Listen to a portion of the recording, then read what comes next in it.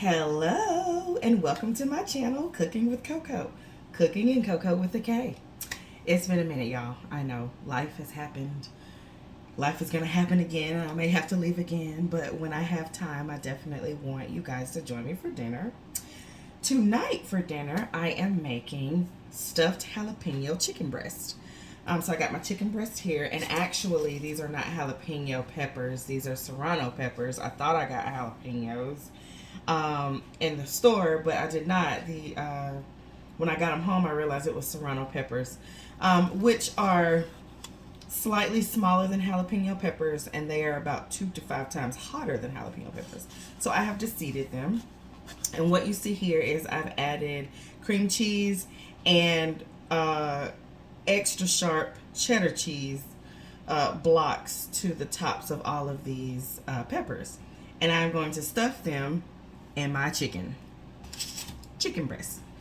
I got my handy dandy paring knife, and so I did this the other day, and it was so good that I said, okay, I think I can do it again.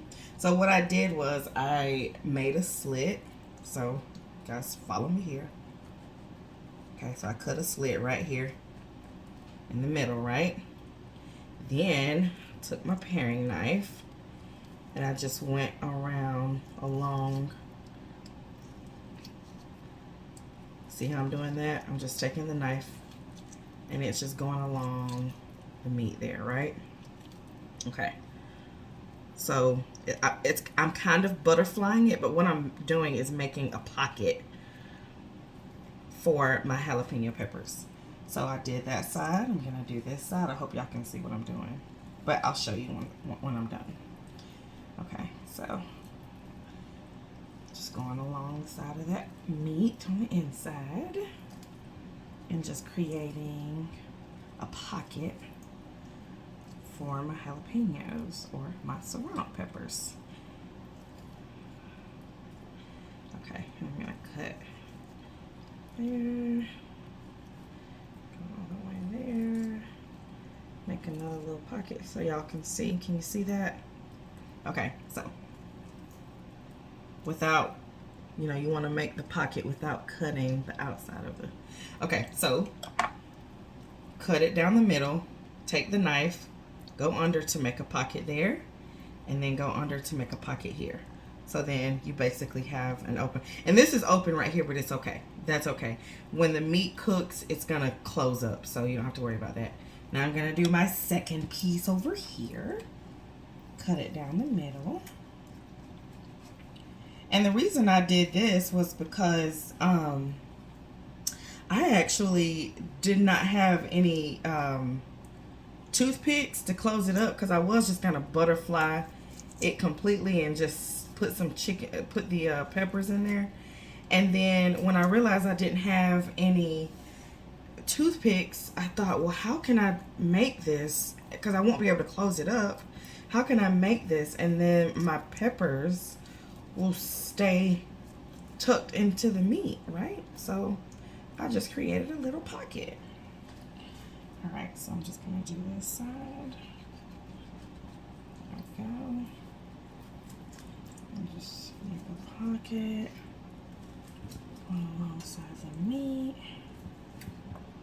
And you want to make sure that you have a pretty sharp paring knife, because you don't want to butcher your meat on the inside. Okay. Okay, so here we go. Cut that right there just a little bit. So I've got my other pocket. See that? Okay, and I think I'm just gonna, I think that's good. That's pretty good, because again, you don't want to cut the outside of that. Okay, perfect. Put that in the sink. We're done with that. Now what I'm gonna do is I'm gonna season my meat. In this bowl, I have my favorite spices. I've got salt, pepper, garlic powder, onion powder, smoked paprika, and dried Italian seasonings, or dried Italian herbs, I'm sorry. So I'm gonna take this and I put it in this bowl because, when you're working with meat, you don't want to cross-contaminate, right? So when I'm done with these seasonings, I'm just gonna throw this whole bowl away. All right. You want to season well. Don't be stingy with your seasonings. Gotta rub it all in. It's gonna get, your hands are gonna get dirty. If you don't want your hands to get dirty, wear gloves, whatever. Okay, so season it real good. Yep. Flip it over. Season her on that side. Season it real good. Yes. Okay. Flip her back over. Let's get this one. Season her real good. And y'all, the star of this seasoning blend that I have, honestly, is the smoked paprika. It adds another depth of flavor. So season the inside. Right. Flip her over. I'll take the rest of this and get her all good seasoned. Okay, let's see. Okay. I'll just evenly distribute it among the 2 pieces of chicken. Now, if you wanted, you could let this sit for an hour, 30 minutes to an hour. Let the seasonings marry and get nice and marry in these chicken breasts. But I'm not doing that because I don't have time. It's time to eat, and I didn't do it yesterday, and it turned out great. So I'm gonna wash my hands when I come. Actually, you know what? Yes, I'm gonna wash my hands. I'm gonna wash my hands, and when I come back, I'm gonna show you guys how I stuff these. I'm gonna put them in the oven at 375 for about 15 to 20 minutes, and then when it comes out, I'll show you what it looks like. With these for dinner, I am having rice, which I got my rice cooker. That's probably what you hear in the background is the water bubbling in my rice cooker, and sauteed asparagus. Okay, so let me wash my hands, and I'll be right back. Give me 1 second. I wish I had music right now. That would be great, music playing in the background. But I don't know how to edit my videos to add music. I'm so like old school with this. I just know how to record and then upload it to YouTube. So.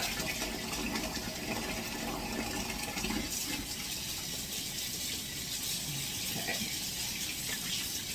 Wash my hands real good.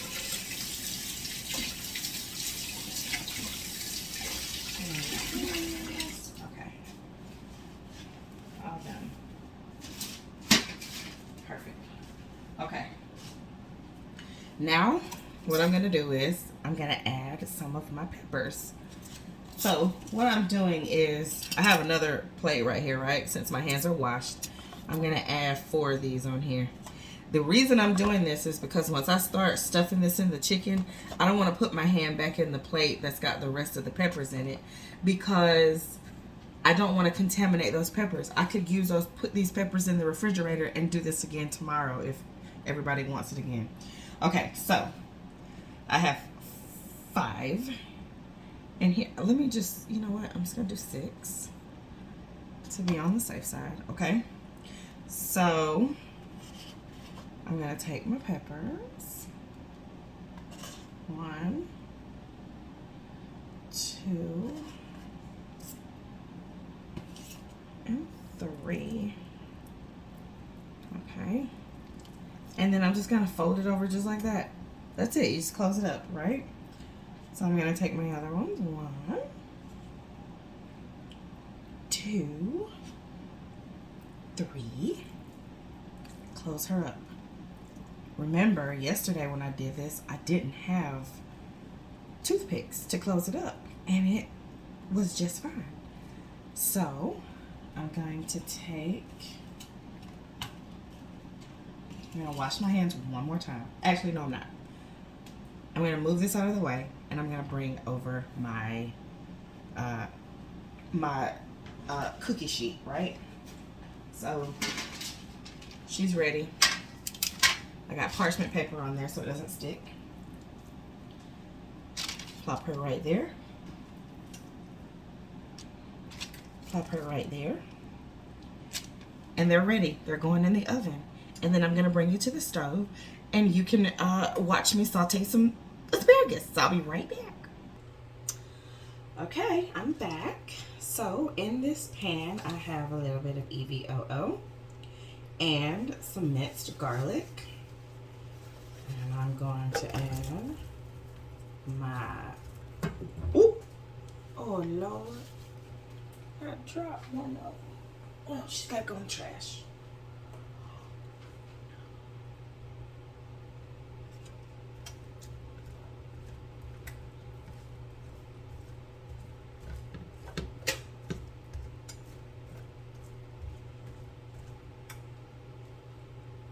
Okay, so I'm just, this is not hot enough, so let me come back when my pot is hot enough. How about that? Okay, that's the sound I wanted to hear. I want to hear that sizzle. So to this, I'm going to add salt and pepper.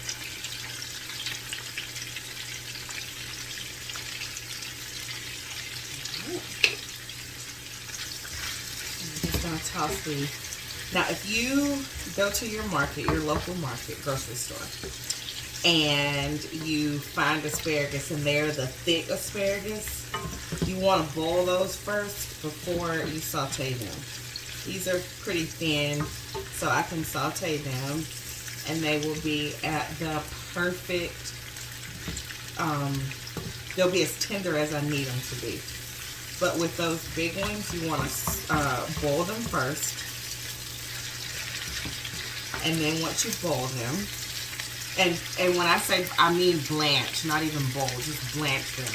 Meaning let them hit the boiling water for about 30 seconds to a minute. Take them out. Throw them in an ice bath, that's just ice water. And then saute them. And that water will break down the, I don't even know, what is it called? I guess it'll soften the asparagus. And then you saute them to get them a nice crisp and get them to the, get them as tender as you want them to be. So,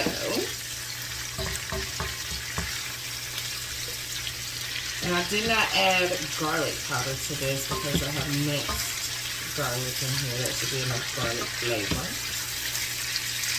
Alright, so I'm just, this pan is big enough for me to kind of like just let them all cook evenly.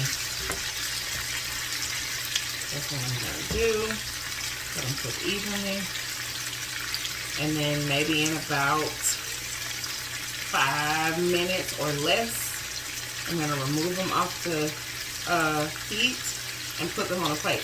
Because you don't want them to be too tender. I mean, listen, if you want them very tender, like they're bendy and they're not even green anymore, they're kind of brown, do you. That's what you want. I like mine to have a little bit of a bite, but also be very tender on the inside. So it's kind of like the al dente version for vegetables. Okay, so I'll be back. I'm just going to let this cook. And I'll bring you back actually when the chicken comes out of the oven. I think I have about 10 more minutes of that. Okay, so I wanted to show you the perfect consistency for me when it comes to asparagus. See how it's kind of bendy? Alright. Want to bite into it? Uh-oh. See that? It still keeps its shape. That's perfect. And it's still green. Okay guys, so these are fresh out of the oven. They are ready, they are done.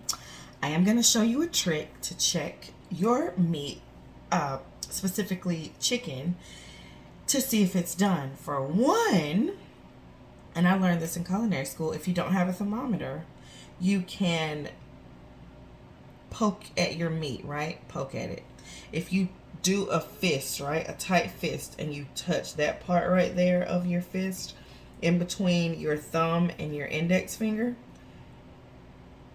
if you hold a tight fist and then push that right there, it should feel the same way when you poke at your chicken. That is an indicator that your chicken is done. Second indicator is, if I just want you to see this. Let me see. Push it down a little more. Look at the juices, right? The juices are running clear out of this chicken. That is another indicator that the chicken is done on the inside. If your juices are running light pink or even red, it is not done. Put it back in the oven. So I'm going to let these cool. But as you can see, I mean,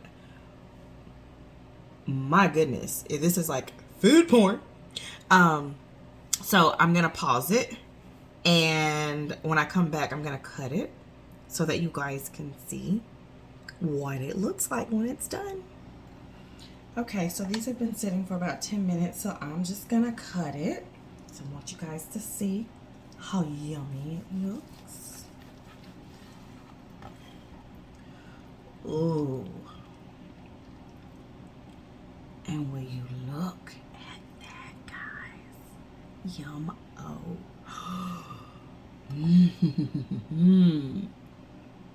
Yum. Oh. It's nice and moist. It's not overcooked. And it's ready to eat. So, y'all have a good night. I'm going to plate my plate, eat my food, go to bed. Have a great night. Thanks for watching. Hit the like and subscribe button for more videos.